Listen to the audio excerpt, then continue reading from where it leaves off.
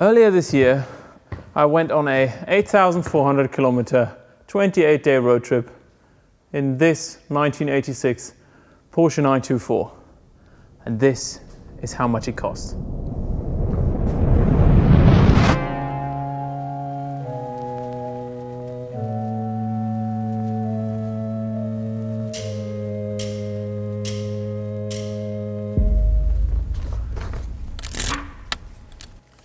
Hello, I got a new microphone. I have the big light out and I am in a rather messy workshop at the moment. And the reason it's messy is because I didn't clean it up to shoot this. Because uncut is not going to be uncut, but it's all the stuff that I usually leave on the cutting room floor for our regular episodes. And it gives me a reason to do something when I currently don't have anything else to show or I'm not on the road, because I don't have endless amounts of cash to, be road tripping or building all the time. So yeah, this is what you want to know. The entire trip, 28 days, 8,400 kilometers according to the odometer, probably more around 8,000 in real life, cost 5,025 euros and 11 cents. I know that sounds like a lot of money, and it quite frankly is. I assumed this trip would be a lot less, but if you look at it from different perspectives, it all starts to make a whole lot more sense, and it gives you a more reasonable perspective in what travel actually costs. Because this trip was different. Now what has to be subtracted from the overall total is the airfare, because quite usually you don't fly in your co-pilots. You're like, we start here, we end there, and the crew is the crew. Well, in my case, I changed over at an airport twice. So 719 bucks out of those 5,000 are airfare alone. Rising gas prices. A favorite in 2022. Obviously, we're still driving in a 30-plus-year-old sports car. But if you take it in the grand scheme of things, comparing it to different overlanding cars, I know our own Range Rover as well as the other Porsche, it's really not that much.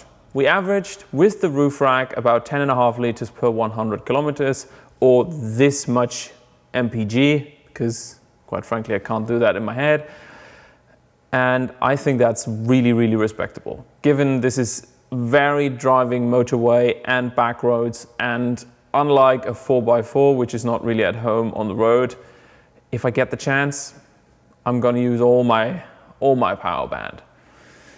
In the end, we had to fuel up 27 times, not always to the brim, but if you get a chance you obviously use it. And let me ask the spec sheet. 1,668 euros and 2 cents for a combined total of a lot of liters. You see, the problem is sometimes they don't give you a receipt where the actual, problem is sometimes they don't even give you a receipt where the dispensed amount of fuel is on. So I end up with a couple of blanks that I kind of had to make work or just remove from the equation altogether. Plus the odometer really isn't all that precise, so anyway, that's fuel costs. One thing I forgot on the fuel side is obviously we had to pay tolls at some point or another, especially driving through France, which totaled in at 189 euros and 67 cents. Food.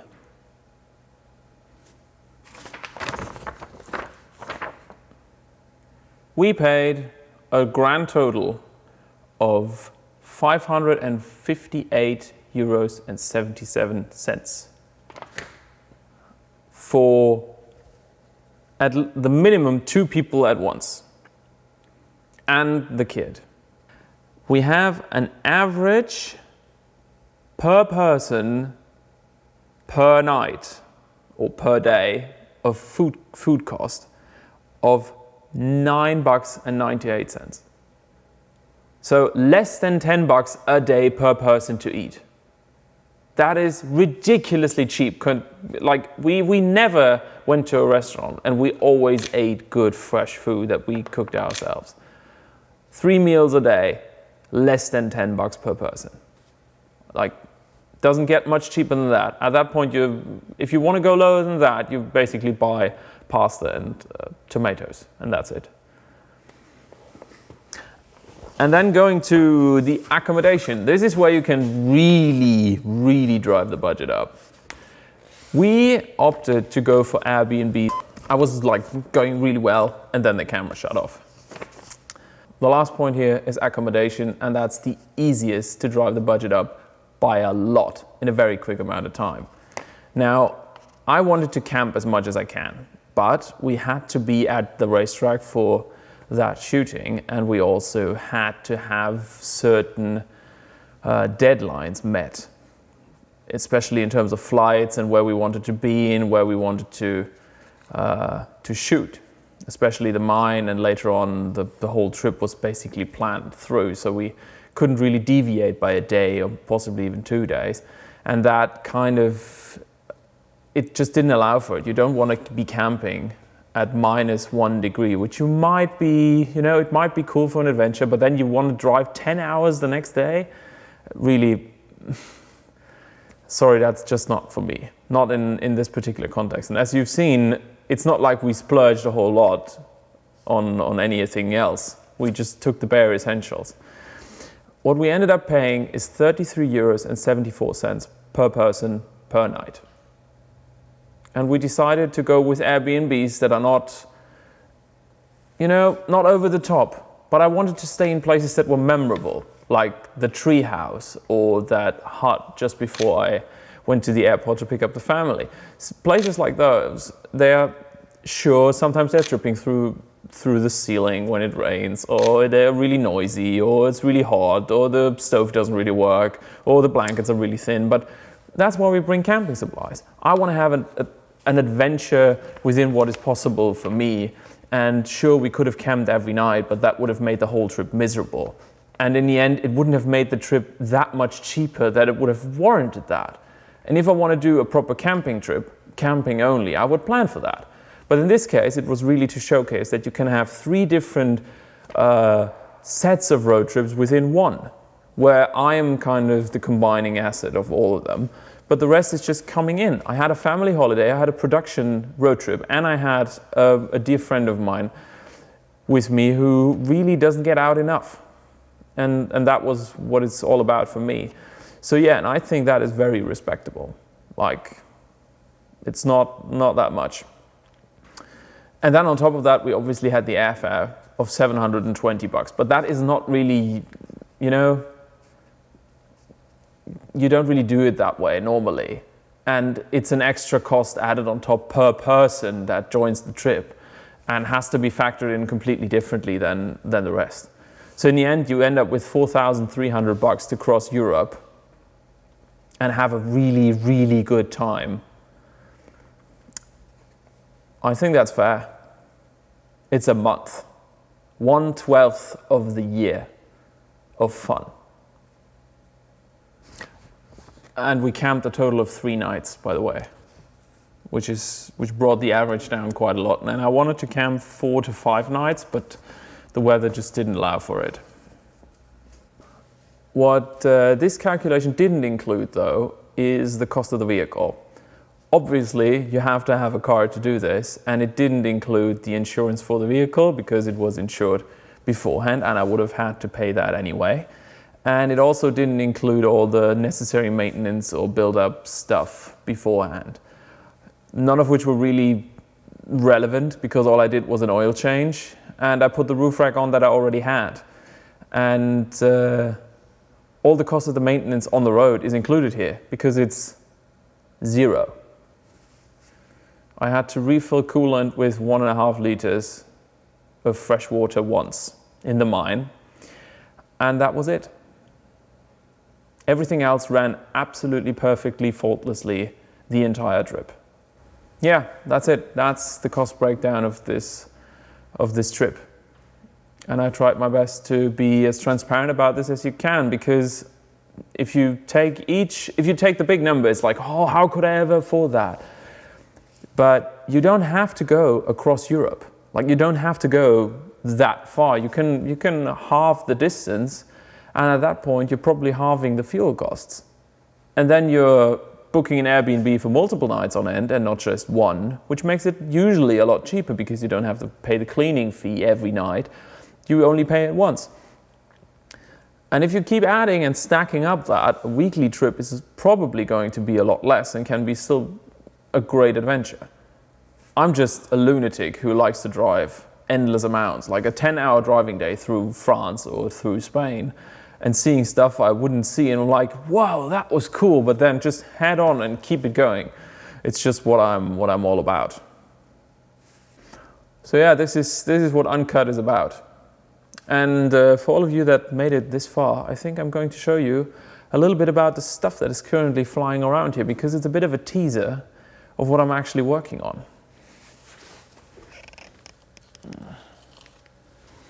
I'm going to turn on the lights though, because I only have this off for the nice headshot stuff. So since I have a microphone now, I can flip you around and show you. So on the floor here we have a 944 wiring loom, a complete one, because I am going to put all of this in my car very surely. Or I hope to find the necessary parts. This is a full air conditioning system, because honestly, it's so much better to have aircon, and I don't care about the weight, but I do care about the comfort, and I drive that car a whole lot. And these are the air conditioning lines here in the background, which I have already sandblasted or media blast and painted with a it's not a gold paint. What it actually is brass paint, and it's supposed to be a reasonably durable repair for zinc-plated parts that you can't realistically replate. Because if you replate these, the rubber lines don't really like it, depending on how it's done, and I've had bad luck with this. And I currently don't have a tool to repair it, so I'm not gonna risk it. Yeah, as I said, this is that. This is something completely different. I'm not going to tell you what we're doing with this, because it's not my project car. It's a 1972 Lancia Fulvia, and it's going to be interesting. Maybe I'm going to do a cameo of it. On the floor here we have a 944 Turbo S transmission with a limited slip. Not for me, it's for a customer car. And then this.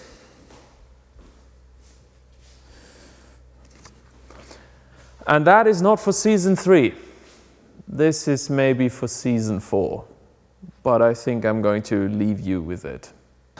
I wanted to let you go, but I want to show you this first, because I like to tease people. Because the black car is not for season 3. But this is.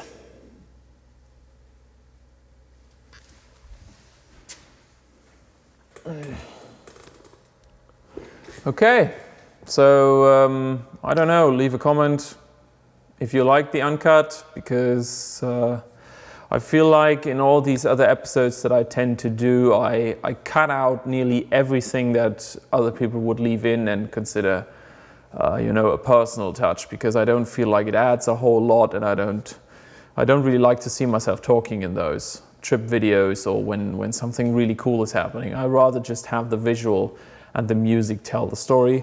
And yeah, maybe this is of interest for some people, how I plan and do these road trips, how I build the cars, and all that stuff.